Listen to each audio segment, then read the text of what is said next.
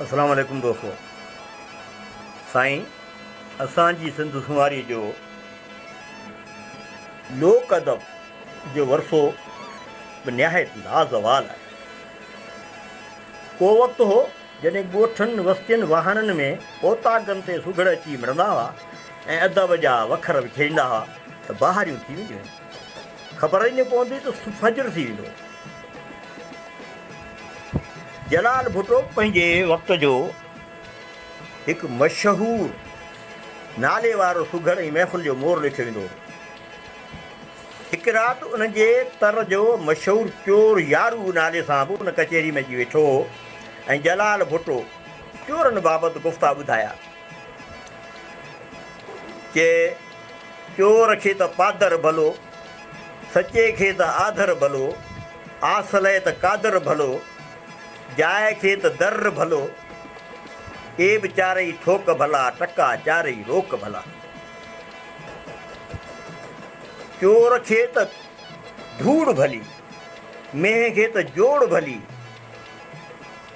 ॾाइण मथे कूड़ भली, ग़रीब खे त सोड़ भली, ए बि चारई थोक भला, टका चारई रोक भला।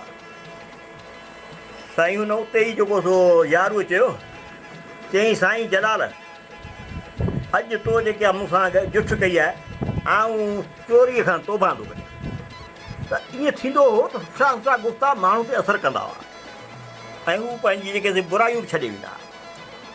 साईं असांजा सुघड़ पंहिंजे वक़्त जा निहायत ॾाहा इंसान बि रहिया आहिनि।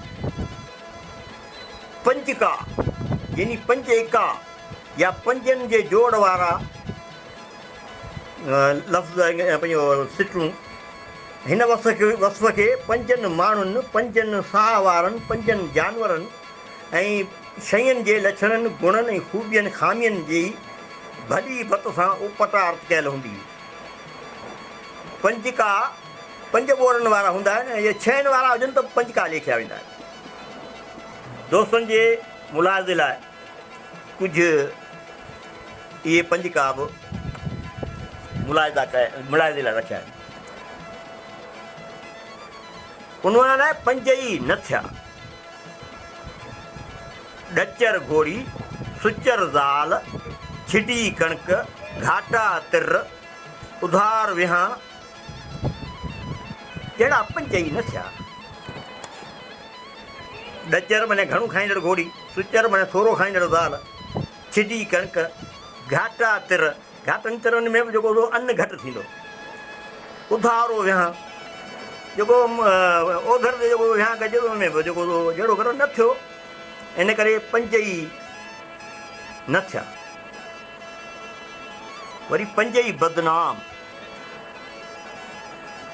गाबो कपड़ चबणो, नर घोड़ो खटगाम, कुराह करे कामणी घर आए मिज़मान, कायर भॼे कलखूं, राजा जून उलावे,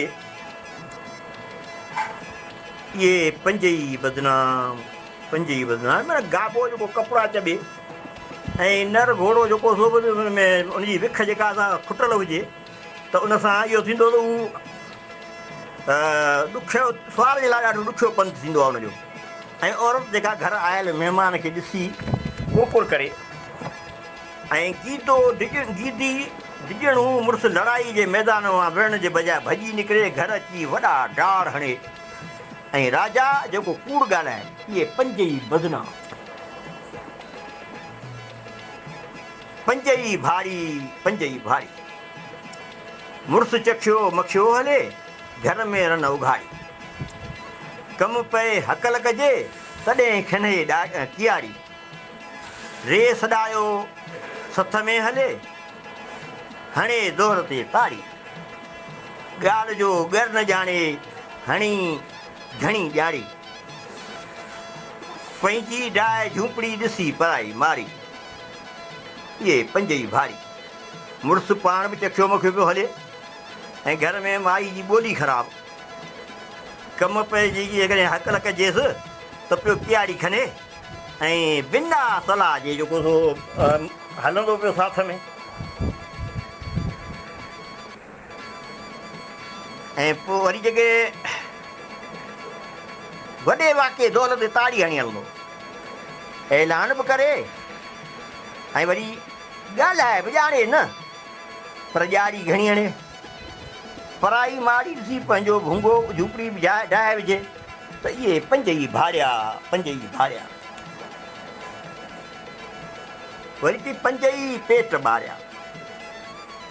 राति अंधारी बड़दकारा, सेठ अजोरियो पग में वारा, रन कुहाड़ पाड़े में सहुरा, रस्तो ततो पेर उघाड़ा, पोख जे कंधीअ कांबन वारा, इहे पंज ई पेट ॿारा, पंज ई पेट ॿारा।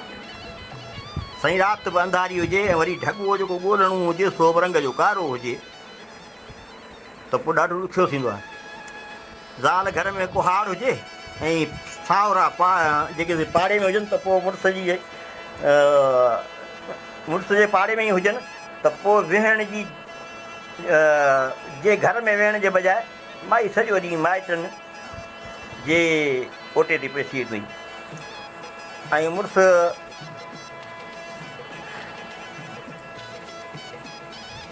अचे त झेड़ो कजे। रस्तो बि ततो हुजे, यानी गर्मियुनि जी मौसम हुजे ऐं पंधु करणो बि हुजे ऐं वरी पेर बि उघाड़ा हुजनि, जुतीअ खां सवाइ उभराणा हुजनि। पोख जे सेड़नि ते अची मुड़ुस कांबा ॿधल बीह रहनि त रुॻो ॿनीअ जो मालिक पासीरो थिए त चोरी चोरी फसल लुणी वञूं। इहे बि पंज ई पेट ॿारा, पंज ई पेट ॿारा।